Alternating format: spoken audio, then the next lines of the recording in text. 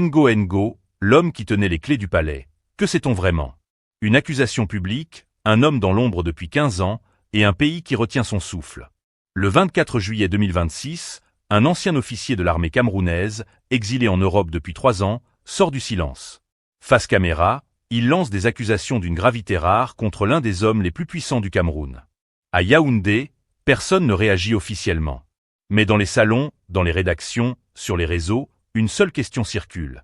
Et si c'était vrai? Nous n'allons pas répondre à sa place. Nous allons vous montrer ce qui est établi, ce qui est allégué, et par qui. Partie 1. Qui est Ferdinand Ngo? Commençons par les faits qui ne se discutent pas. Ferdinand Ngo est né à Minta, dans la Haute-Sanaga. Diplomate de formation, il passe plusieurs années à la mission permanente du Cameroun auprès des Nations Unies à New York, avant de rentrer au pays occuper des fonctions administratives au sein du cabinet civil de la présidence à la fin des années 1990. Sa véritable ascension commence en 2010, quand il devient secrétaire général au ministère des Affaires étrangères. Un an plus tard à peine, le 6 décembre 2011, Paul Biya le nomme secrétaire général de la présidence de la République. Depuis 15 ans maintenant, il occupe ce poste sans interruption. Une longévité rarissime dans l'entourage d'un chef d'État connu pour renouveler fréquemment ses collaborateurs. En janvier 2019, il reçoit le titre de ministre d'État, un rang protocolaire qui le place parmi les personnalités les plus élevées du gouvernement. Fait significatif, plusieurs observateurs, dont le site Cameroun 24, ont noté que cette promotion serait intervenue avec l'appui de la première dame Chantal Biya elle-même. Mais ce n'est pas tout. Le secrétariat général de la présidence n'est pas un poste comme les autres au Cameroun. C'est le point de passage obligé de tous les décrets présidentiels, de toutes les nominations, de l'agenda du chef de l'État. Qui tient ce poste tient, de fait, l'accès au président. C'est un fait documenté depuis des années par la presse camerounaise et internationale, de Jeune Afrique à Cameroun 24. En 2018 déjà, un épisode avait rappelé la sensibilité de sa position. Dans la nuit du 10 au 11 août, son domicile à Yaoundé avait été attaqué par des individus armés, 2 d'entre eux ayant été tués par les agents de sécurité présents sur place. L'incident n'a jamais été pleinement élucidé publiquement, mais il illustre déjà, à l'époque, combien la sécurité autour de cet homme était prise au sérieux. Et pourtant, un détail change tout. 15 ans à ce poste, dans un système où les hommes forts tombent aussi vite qu'ils montent, ce n'est pas rien. Partie 2. Les tensions qui couvaient. Voici où les choses se compliquent, et où il faut distinguer soigneusement ce qui est rapporté de ce qui est prouvé. Depuis plusieurs années, la presse camerounaise évoque des tentatives attribuées à Ferdinand Ngo pour étendre son influence sur l'appareil sécuritaire de l'État. En janvier 2024, le site Cameroun Web, citant un lanceur d'alerte se présentant sous le nom de Boris Berthold, avait publié des informations selon lesquelles Ngo aurait demandé le remplacement du commandant de la garde présidentielle, Raymond Beko Abondo, en poste depuis 2014. Selon ces mêmes informations, jamais confirmées officiellement, Paul Biya aurait rejeté cette demande. Le même article évoquait une démarche antérieure, dès mars 2022, visant à obtenir la remise des codes des réseaux informatiques et de télécommunications de la présidence. Il faut être clair, ces éléments reposent sur des sources anonymes et des lanceurs d'alerte, non sur des documents authentifiés rendus publics ou des confirmations officielles. Ils circulent depuis plus de 2 ans sans avoir été ni confirmés ni démentis frontalement par la présidence. Mais un autre chapitre a nourri les spéculations, le débat autour de la création d'un poste de vice-président de la République. En avril 2026, plusieurs médias, dont Cameroun 24, rapportaient que le ministre de la Justice Laurent Esso s'apprêtait à défendre devant les parlementaires un projet de loi controversé. Officiellement, il s'agissait d'assurer la continuité de l'État. Officieusement, de nombreux observateurs y voyaient une manœuvre plus large de préservation du système, mêlant calculs ethniques et anticipation de la succession. Certains analystes cités par ce média allaient jusqu'à présenter Ngo, après 15 ans passés à la tête de leviers touchant à la sécurité, aux finances, au renseignement et au Parlement, comme un possible dauphin en attente. C'est une lecture, pas un fait établi. D'autres y voient au contraire un signal que Biya cherche justement à limiter son influence en créant un contre-pouvoir institutionnel. Autre élément à verser au dossier, distinct des questions de pouvoir. En février 2026, l'intellectuel camerounais Fridolin Nke a publiquement mis en cause la proximité entre la première dame Chantal Biya et Ferdinand Ngo, la jugeant indécente pour la respectabilité des institutions. Le média Africa Press, qui a rapporté ces propos, a pris soin de préciser lui-même qu'il s'agissait, à ce stade, d'accusations non étayées par la moindre preuve matérielle ou témoignage corroborant. Mais voici où le doute s'installe vraiment. En décembre 2025, Jeune Afrique rapportait que Paul Biya avait reçu Ngo pendant de longues heures et lui avait, selon ses informations, renouvelé sa confiance, laissant entendre qu'il conserverait son poste et disposerait même d'une large latitude pour la formation du futur gouvernement. Un signal de continuité, pas de rupture. Deux lectures s'affrontent donc depuis des mois. Celle d'un homme en position de faiblesse croissante et celle d'un homme toujours conforté par le chef de l'État. Les deux ne peuvent pas être vrais en même temps. La question reste ouverte. Partie 3. L'accusation du 24 juillet 2026. Quand un ancien officier parle, le silence devient lui aussi une information. Le 24 juillet 2026, une vidéo de 27 minutes commence à circuler à grande vitesse sur les réseaux sociaux. En quelques heures, elle franchit les frontières numériques du Cameroun. Facebook s'enflamme. WhatsApp explose. Les groupes Telegram s'agitent. Les commentaires se multiplient. Les débats deviennent passionnés. Car cette fois, ce n'est ni un militant anonyme, ni un opposant politique classique, ni un chroniqueur installé sur un plateau de télévision qui prend la parole. C'est un ancien officier. Un ancien capitaine de l'armée camerounaise. Donald Effoudou, de son nom complet Effoudou Awussi Kenneth Romuald. Un homme qui affirme avoir servi au cœur même de l'appareil sécuritaire. Un homme qui déclare avoir dirigé le bureau des renseignements de l'état-major particulier du président de la République. Autrement dit, si ces affirmations concernant ses anciennes fonctions sont exactes, il ne se présente pas comme un simple observateur de la vie politique. Il se présente comme quelqu'un qui aurait vu le fonctionnement interne du système. Et c'est précisément ce qui explique pourquoi cette interview suscite autant de réactions. Non pas parce qu'elle prouve quelque chose, mais parce qu'elle prétend raconter ce que beaucoup imaginent sans jamais pouvoir le vérifier. Voilà toute la différence. En journalisme, ce n'est pas parce qu'une personne parle avec assurance qu'elle dit nécessairement vrai. Mais ce n'est pas non plus parce qu'une accusation dérange qu'elle doit être automatiquement écartée.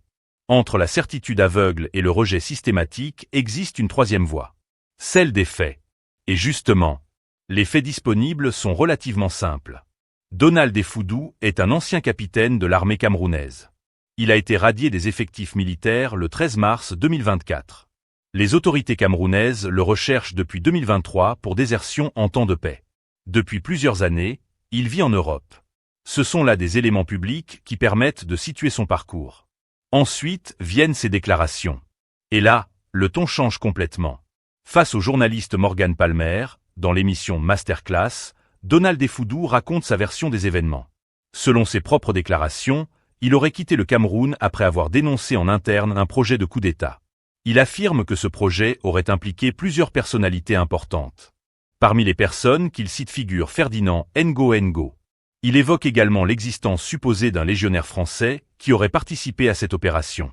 Il mentionne aussi d'autres responsables militaires, notamment le vice-amiral Joseph Fouda, ainsi que plusieurs officiers supérieurs de la gendarmerie. Il s'agit d'accusations extrêmement graves. Il est donc indispensable de rappeler une règle fondamentale. À ce jour, ces accusations n'ont pas été établies par une décision de justice, ni confirmées par une enquête indépendante connue du public. Le fait établi est que Donald Effoudou a prononcé ces accusations publiquement. Le contenu de ces accusations, lui, demeure contesté et non vérifié. Cette distinction est essentielle. Parce qu'au Cameroun, comme ailleurs, une accusation ne constitue pas une preuve. Et une preuve ne peut pas être remplacée par le nombre de partages sur Facebook.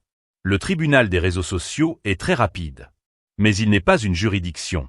Le problème, c'est que dans notre pays, nous avons parfois développé une discipline sportive nationale.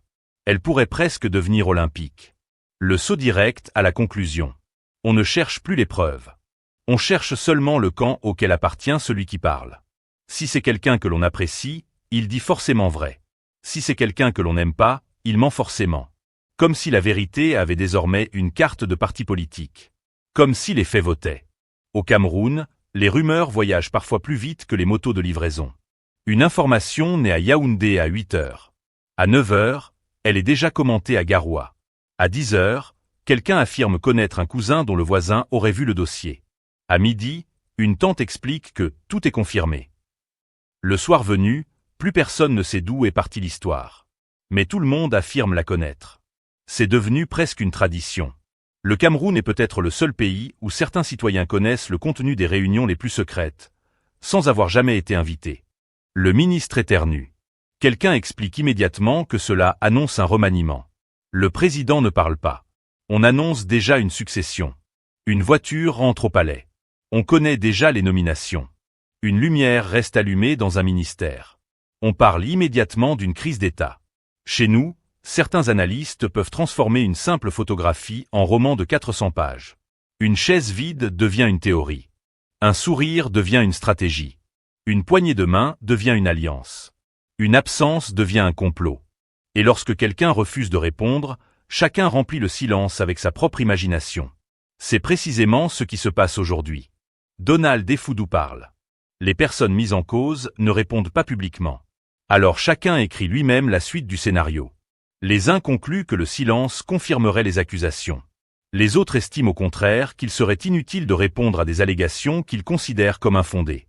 Dans les deux cas, il ne s'agit que d'interprétation. Et une interprétation ne remplace pas une preuve. Le véritable travail journalistique consiste justement à distinguer les faits établis des hypothèses. Il faut également regarder le contexte. Donald Effoudou est aujourd'hui un homme en exil. Il est recherché par la justice de son pays. Ces éléments peuvent naturellement conduire certains observateurs à s'interroger sur ses motivations. Cherche-t-il à dénoncer ce qu'il considère comme des dérives? Cherche-t-il à défendre son honneur? Cherche-t-il à régler des comptes avec ses anciens responsables? Ou bien estime-t-il réellement révéler des faits d'intérêt public? À ce stade, aucune réponse définitive ne peut être apportée. C'est pourquoi la prudence reste indispensable. Un journaliste sérieux ne transforme pas une interview en verdict. Il présente les déclarations. Il rappelle le contexte. Il précise ce qui est établi. Il indique ce qui reste à démontrer. Puis il laisse les faits parler lorsqu'ils existent. Car, au fond, cette affaire dépasse largement le cas d'un seul homme. Elle pose une question plus profonde. Comment une société peut-elle distinguer une véritable alerte d'une accusation non étayée lorsque les informations vérifiables sont rares et que les institutions communiquent peu? C'est peut-être là le cœur du débat.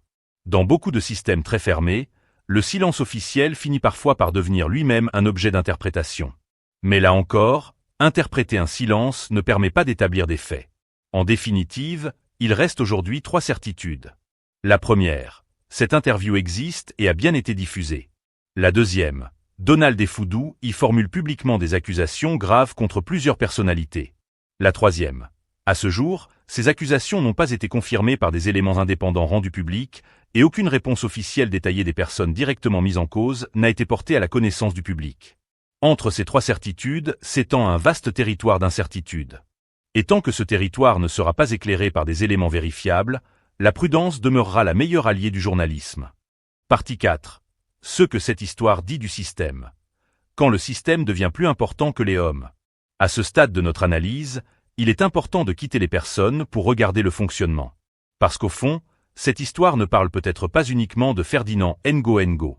Elle ne parle peut-être pas uniquement de Donald Effoudou. Elle ne parle peut-être même pas uniquement d'un éventuel projet de coup d'État allégué. Elle parle d'abord d'un système. Et les systèmes, contrairement aux hommes, survivent souvent à ceux qui les dirigent. Les visages changent.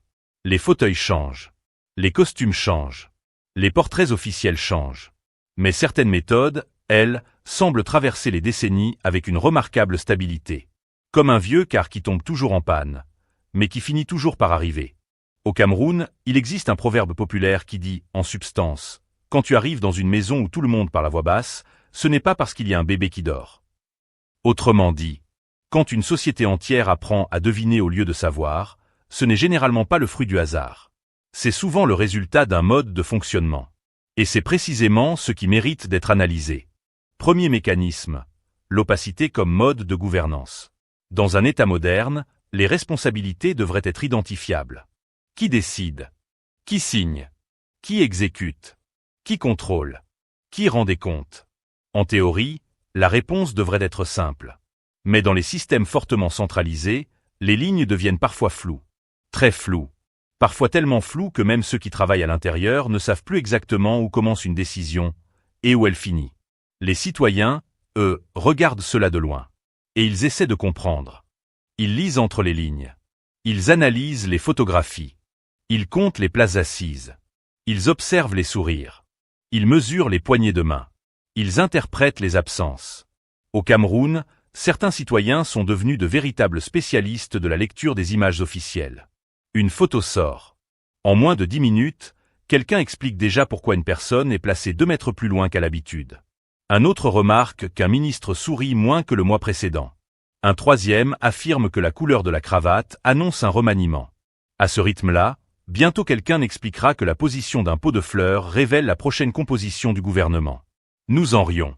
Mais derrière cette ironie se cache une réalité. Lorsque les informations officielles sont rares, les détails les plus insignifiants prennent une importance démesurée. Le moindre geste devient un message. Le moindre silence devient une stratégie. La moindre absence devient un événement national. Et pendant ce temps, les certitudes disparaissent. Les suppositions prennent leur place. Le problème n'est donc pas seulement la rumeur. Le problème, c'est que l'opacité crée un terrain où la rumeur prospère naturellement. Quand personne ne sait réellement qui décide de quoi. Tout le monde finit par croire celui qui parle le plus fort. Deuxième mécanisme, le silence comme stratégie. Le silence. Voilà peut-être le personnage principal de cette histoire. Pas Donald et Foudou. Pas Ferdinand Ngo. Le silence. Dans beaucoup de démocraties, lorsqu'une accusation aussi grave surgit, plusieurs mécanismes institutionnels peuvent être enclenchés. Une enquête. Une conférence de presse. Un communiqué. Une audition. Une réponse officielle. Qu'elle confirme. Qu'elle démente. Ou qu'elle annonce des vérifications. Ici, le silence est souvent observé. Et le silence est une chose étrange. Parce qu'il ne parle pas.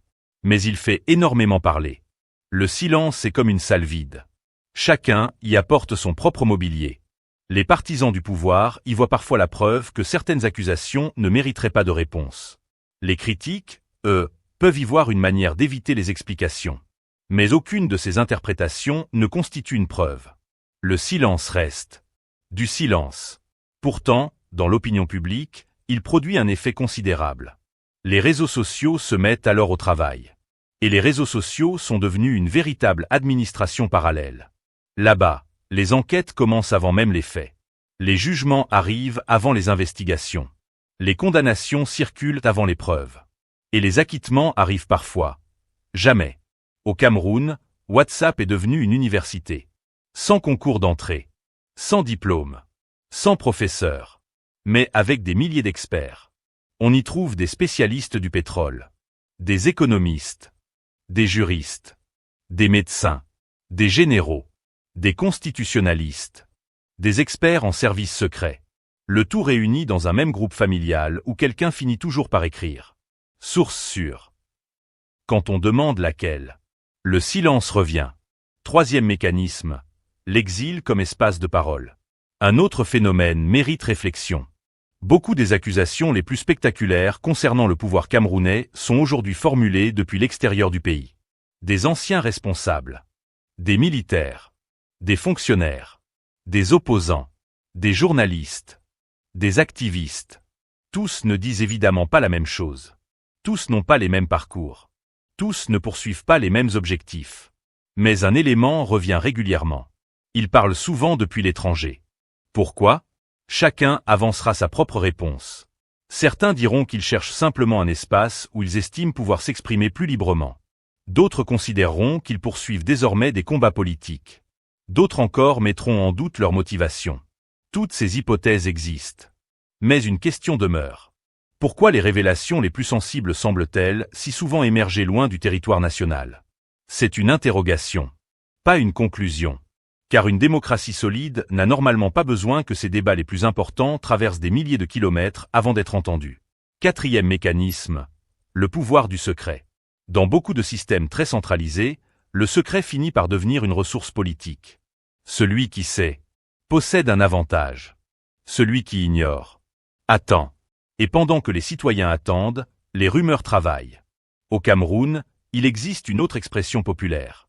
Le poisson qui vit au fond de l'eau croit que personne ne le voit. Mais parfois, même lorsque personne ne voit le poisson, tout le village parle quand même du lac. Parce que lorsqu'il manque des informations, l'imagination se met au travail. Et l'imagination est souvent beaucoup plus rapide que les faits. Cinquième mécanisme, le temps comme arme politique. Dans certains systèmes, répondre immédiatement n'est pas toujours considéré comme la meilleure stratégie. On attend. Les jours passent. Les semaines passent. L'actualité change. Une nouvelle polémique apparaît. Puis une autre. Et progressivement, le débat précédent disparaît. Non parce qu'il a été résolu, mais parce qu'il a été remplacé. Au Cameroun, l'actualité ressemble parfois à un taxi de quartier. Avant même d'arriver à destination, Un nouveau passager monte déjà. Et tout le monde oublie le premier. Conclusion. Au terme de cette analyse, une chose apparaît clairement. Le rôle du journaliste n'est pas de fabriquer des certitudes. Il est de distinguer ce qui est établi de ce qui reste à démontrer. Aujourd'hui, plusieurs faits peuvent être rappelés avec prudence. Ferdinand Ngo occupe depuis de nombreuses années une place centrale dans l'appareil d'État camerounais. Son influence est régulièrement commentée dans les médias et par les observateurs de la vie politique. Au fil des dernières années, différentes publications et analyses ont évoqué, sans confirmation officielle, des discussions sur l'évolution de son rôle ou de son influence au sein du pouvoir. Un débat public a également existé autour de l'idée d'une éventuelle vice-présidence, chacun y voyant des lectures différentes selon les sensibilités politiques. Enfin, le 24 juillet 2026, Donald Efudou, ancien capitaine de l'armée vivant en exil, a publiquement formulé de graves accusations dans une interview. Ces accusations existent. Elles sont publiques. Elles ont été prononcées devant une caméra. Mais leur véracité n'a, à ce jour, pas été établie par des éléments indépendants rendus publics. Et aucune réponse officielle détaillée des personnes directement mises en cause n'a été portée à la connaissance du public. Voilà où s'arrêtent les faits actuellement vérifiables. Tout le reste relève soit d'hypothèses, soit d'interprétations, soit d'analyses. Et un journaliste responsable doit toujours tracer cette frontière. Parce qu'au fond, la véritable question dépasse cette seule affaire. Comment un citoyen peut-il se faire une opinion éclairée lorsque les informations officielles sont rares, que les accusations sont spectaculaires et que les preuves accessibles demeurent limitées? C'est sans doute l'une des grandes interrogations de cette séquence. Le danger, dans ce type de contexte, est double. Croire tout, sans vérifier. Ou ne plus croire rien du tout. Entre ces deux extrêmes existe une voie plus exigeante. Celle de la patience. De la vérification. Du doute raisonnable. Et surtout du respect des faits. L'histoire politique nous enseigne souvent que les vérités les plus solides ne sont pas celles qui font le plus de bruit le premier jour, mais celles qui résistent au temps, aux enquêtes et aux preuves. Alors, nous vous laissons avec cette question. Dans un système où le silence officiel nourrit les spéculations et où les accusations publiques précèdent parfois les vérifications, sur quels critères un citoyen peut-il construire sa confiance? Partagez votre analyse dans les commentaires, dans le respect des opinions de chacun. Vos points de vue enrichissent le débat lorsqu'ils s'appuient sur des arguments et non sur des attaques personnelles. Et si vous souhaitez suivre l'évolution de cette affaire au fil des informations qui pourront être confirmées, précisées ou éventuellement contredites par des faits nouveaux, pensez à vous abonner à Kamé News, activer la cloche de notification et à partager cette vidéo. Sur cette chaîne, notre engagement reste le même.